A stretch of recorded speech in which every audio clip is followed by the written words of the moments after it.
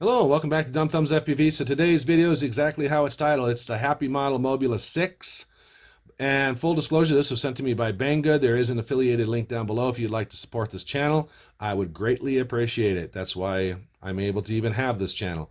So, guys, what can I tell you about this? This thing is the best tuned quadcopter I have ever gotten out of a box. And that's no BS. Look, the reason the channel is called Dumb Thumbs is I got some jacked up thumbs. I've had surgeries here on my thumbs, and this whole part of my wrist has been replaced with titanium. I don't have the dexterity that you have, and that's why I have high rates and weird rates and stuff like that, and kind of a weird tune. I don't know. Some people like my tunes though.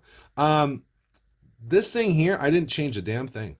And I mean, I didn't change the rates, I didn't change the tune, I didn't do anything. I flew it right out of the box just like you would get it. And I was absolutely amazed, which I'm going to start showing some flight video here shortly. Guys, this is definitely the Porsche of the whoop, the whole whoop hobby. I mean, this thing is just amazing.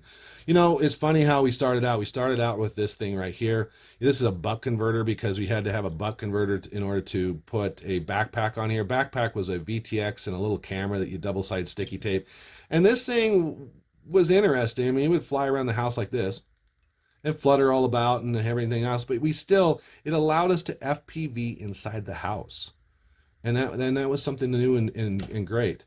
And then we got down to this. This is what started the whole whoop craze right here, the Inductrix. So the Inductrix was never made to be FPV when it came out. It was made to be, you know, line of sight. But yet, we once again took off the top, double-sided sticky taped a VTX and a camera on here, and boy, did we have fun. It was brushed. There was some inherent problems with the connector, and the motors would wear out and the whole 9 yards, but it was still a lot of fun, and it started this entire craze right here. Unfortunately, they didn't develop it quick enough, and yeah, people moved on. So we started seeing different frames. We started seeing all different kinds of whoops. I mean, everything from something this small to carbon fiber frames to aluminum frames. We've had cine whoops. I mean, all kinds of stuff, right? Well, then we started getting into the brushless stuff. So we got rid of those brushed motors that were causing all kinds of problems, including tuning problems. We started seeing better FCs. We started seeing better cameras on here. Just a lot more finished product. In fact, I think the first one was called a Warlark or something, Warlark. And, you know, it was 200 and some dollars. And then when you fly, it would kick out every now and then. I mean, when they started getting these things down to $65, $70, it was absolutely amazing. And the performance was amazing too. Of course, we started seeing the trash can, something that you can actually fly outside, and I love it. This is my modified version right here. I mean, this thing just flies. I mean, my modified version flies great. The stock trash can I wasn't too impressed with.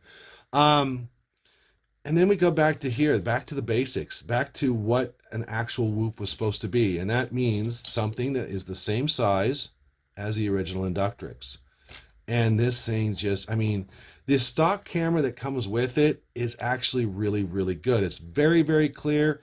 I mean, it's built by Runcam, and it's amazing. The performance of this beats the hell out of the Emax, hands down. I was shocked by this little camera. But, unfortunately, it's got problems. I was taken back on the performance of this thing on 1S. I was like, wow, wherever you pointed this thing, it went. Stock tunes, stock rates, and I was having a ball with this thing. But then I started noticing a lot of Jello in my video. I mean, it started slowly developing, and then it just kept getting worse and worse and worse. So here's some flights at the playground, and as you can see, the Jello's really starting to get bad, okay? And then it just progressively got worse. Well, I couldn't figure out what the problem was. So I took a look at the frame. I wanted to make sure I didn't break any of the gussets in the frame. I mean, I didn't even crash the thing, so maybe it broke in the box. I don't know. I mean, I held off my review for a week and a half because I thought, okay, reviewer's luck. I tried to contact, you know, Happymodel, and I got nothing from Yashin whatsoever. I checked my props, I checked the shafts, I checked the bells, I checked to make sure the motors were tight, I checked to make sure the board was tight, I checked to make sure the canopy wasn't broken, the camera wasn't broken away from the, you know, the canopy itself. I checked everything. I loosened up the canopy, I tightened up the canopy, I put more foam underneath the camera, less foam underneath the camera. I've done everything I possibly could, guys, and I could not get rid of that Jello. And I've seen this kind of Jello before with Runcam. So my last ditch effort, what did I do? Well, you can see I have a different camera in here. I have the Emax camera in here because I'm like, it's got to be within the camera because I've seen this before with RunCam, and sure enough, I was right. And I'll show the after videos coming up here. So what it is RunCam sometimes has a problem with their lenses.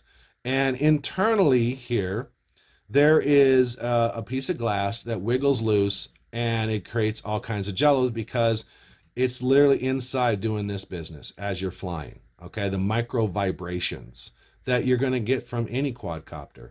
It really affects the lens, and unfortunately, there's nothing you can do to fix it. It's not the sensors loose. It's not. It's inside right here. In fact, I don't know if you can see it with this camera or not.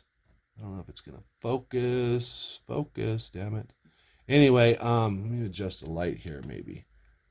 Let's see here, right here. You can see the middle part of the lens. First of all, there's a dimple on my lens for some reason. But if you look at the middle part, it's actually off center right now. But if I hit it good enough, yeah, okay, now it's more on center. So the lens itself is actually loose inside there. There's nothing you can do about it, guys. You're just going to have to wait for the part to be available, and then you're just going to have to switch it out. Luckily, it's plug and play, so, you know, if you do have the problem, and I noticed on RC groups, some guys are also having a problem. That's why I decided to wait on the review. I wanted to see if other people were having problems, if it showed up in other reviews.